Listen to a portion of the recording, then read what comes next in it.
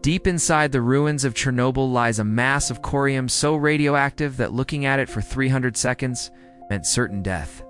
This horrifying sculpture of nuclear disaster is the story of the elephant's foot, detailing exactly how it was photographed and illuminating why it remains so dangerously potent even today. It is a monument to sheer technological failure, a terrifying geological specimen that formed deep within the catacombs beneath reactor number.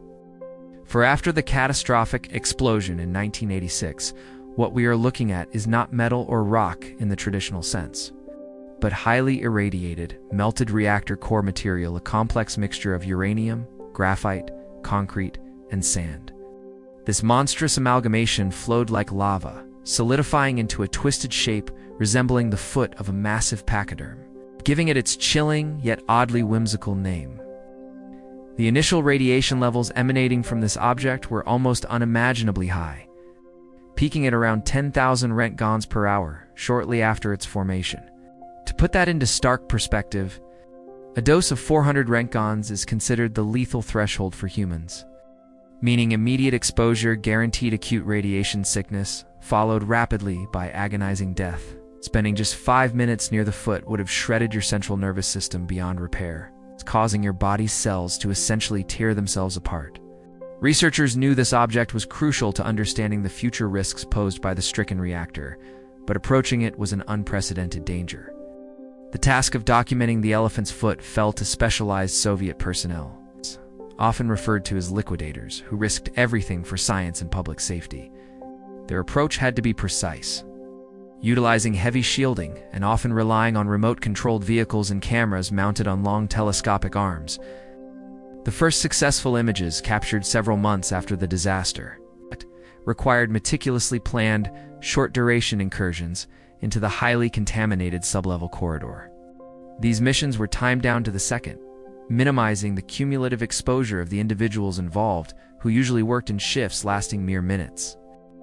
The resulting photographs, grainy and disturbing, revealed the material's viscous, blackened surface, looking less like nuclear waste and more like cooling volcanic glass.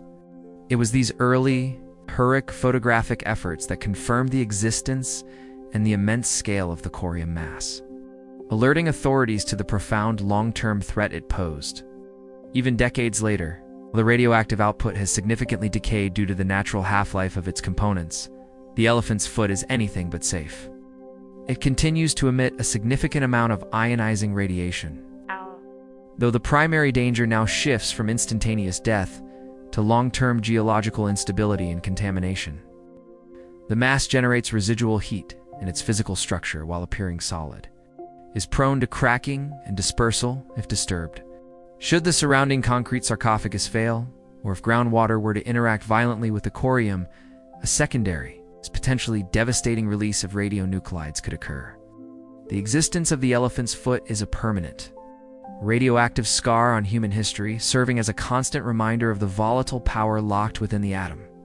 It remains entombed, monitored constantly by robotic sensors, a deadly, silent statue hidden deep beneath the protective shell of the new safe confinement structure. If this descent into the dark, hidden dangers of nuclear physics fascinates you, then you are definitely in the right place. We explore the most extreme stories of science, history, and the unknown right here. Make sure you subscribe to Infinitonial for more unbelievable journeys into the deepest corners of our world and beyond.